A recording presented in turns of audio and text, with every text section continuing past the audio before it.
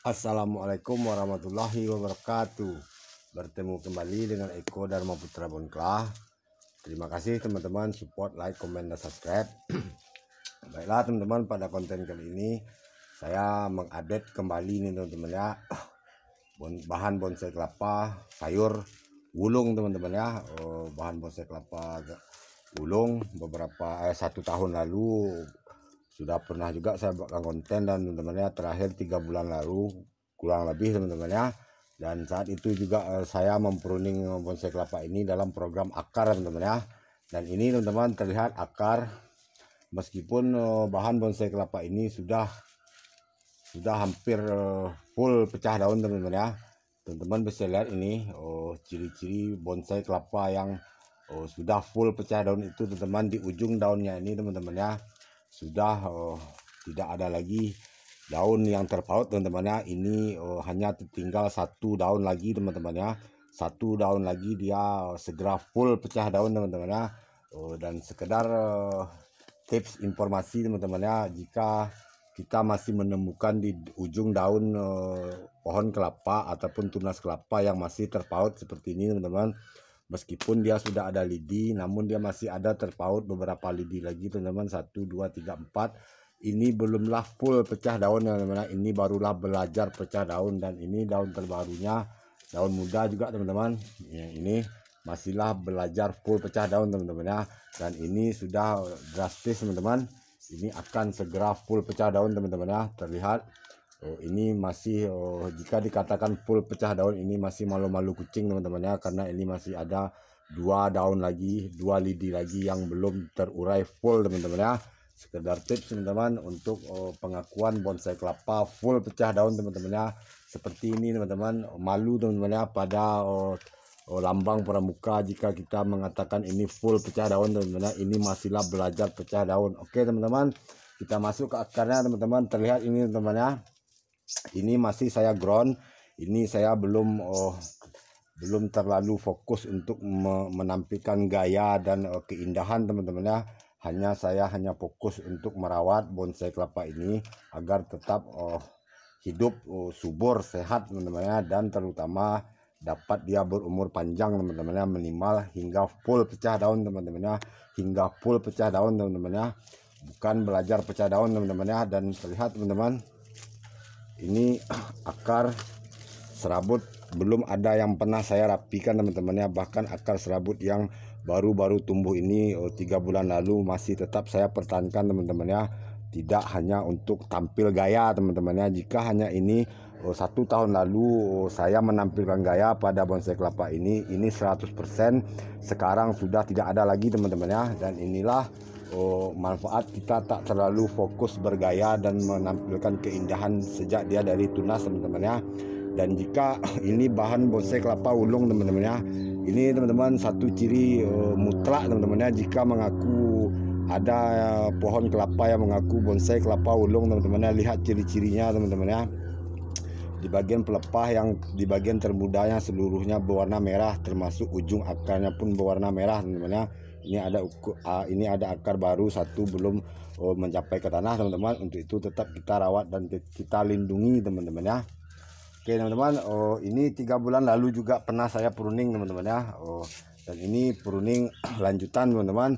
Pasca 3 bulan lalu ini kembali ada 3 daun sudah terlalu rusak teman-teman ya.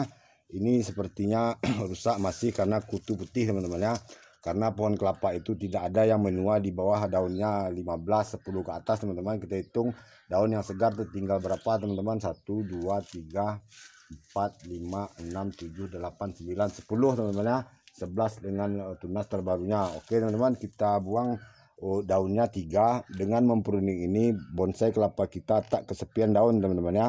Dan satu lagi teman-teman, manfaat pruning seperti ini teman-teman, saat dia sudah betul-betul mengering, baik itu tua ataupun mengering terpaksa karena hama teman-teman ya. Nah, ini manfaatnya kita langsung mendapatkan batang teman-teman ya. Jangan mempruning bonsai kelapa yang masih berpelepah segar, apalagi untuk mengkerdilkan daun teman-teman ya. Itu suatu cara amatiran teman-teman ya.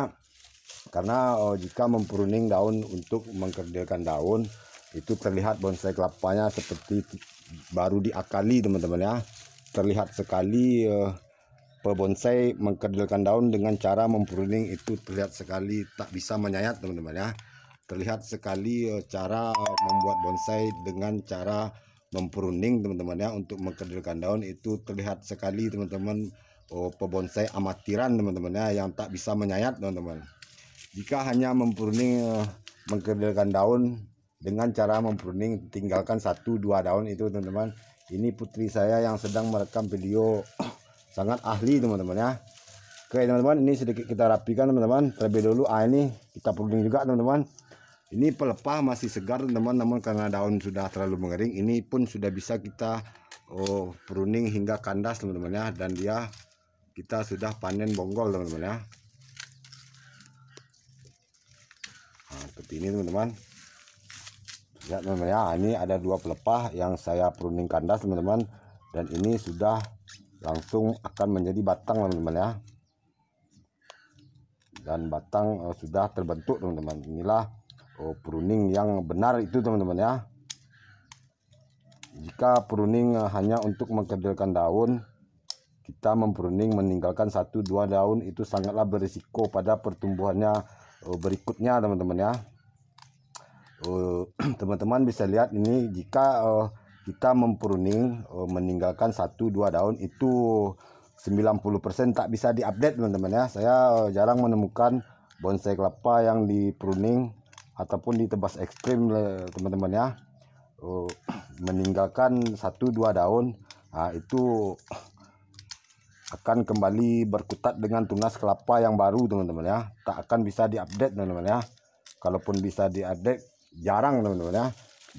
Jika kita membuat 400 pot teman-teman ya, dengan cara mempruning membotai bonsai kelapa itu, dalam 400 pot sangat beruntung masih bisa hidup itu 4 pot teman-teman ya. Nah, segitulah perbandingannya teman-teman jika kita mengkerdilkan daun dengan cara mempruning total teman-teman ya. Mempruning lalu kita tinggalkan 1-2 daun, itu sangat kecil kemungkinannya akan hidup teman-teman ya. Namun dia sudah pasti kerdil teman-teman. Saat kita pasca pruning ya otomatis kerdil teman-teman ya. Seperti yang saya katakan teman-teman, ini putri saya pun sangat mahir jika mengkerdilkan daun dengan cara dipruning teman-teman ya. Namun dengan cara ini teman-teman, dengan cara menyayat, itu perlu keahlian teman-teman ya, perlu keterampilan khusus teman-teman ya, yaitu dengan sabar menyayat teman-teman ya, agar bonsai kelapa kita tetap subur, tetap berumur panjang teman-teman. Dan ini teman-teman kita lihat teman-teman ya, kita perhitungkan. Ini beberapa saat lalu saya sayat, dan ini terlihat pelepah yang terbaru ini teman-teman belum terlalu meninggi teman-teman ya. Nah, ini sesuai dengan pengontrolan kita teman-teman. Jika kita ingin lebih kerdil daripada ini teman-teman, ini segera kita habiskan. Namun untuk menjaga, saya masih ingin menjaga pelepah ini agar tetap seimbang teman-teman. Ini cukup kita tambah pembuangan pelapisnya sedikit saja teman-teman, seperti ini. Nah, ini kita buang teman-teman ya. Nah, ini sudah kita buang sedikit teman-teman. Dan inilah ciri bonsai kelapa ulung teman-teman ya, sudah terlihat kembali warna memerahnya. Ini 3 bulan lalu saat saya pasca menyayat, ini sangat merah teman-teman ya, dan ini dia sudah kembali menghijau. Oke teman-teman, dan tips untuk memekarkan daun dari dini teman-teman ya, ini saya mekarkan seperti ini teman-teman. Bonsai kelapa itu tak hanya tentang daun teman-teman ya, ada pelepah teman-teman ya. Kita membuat pelepah mekar seperti ini teman-teman, bisa dari dini teman-teman ya.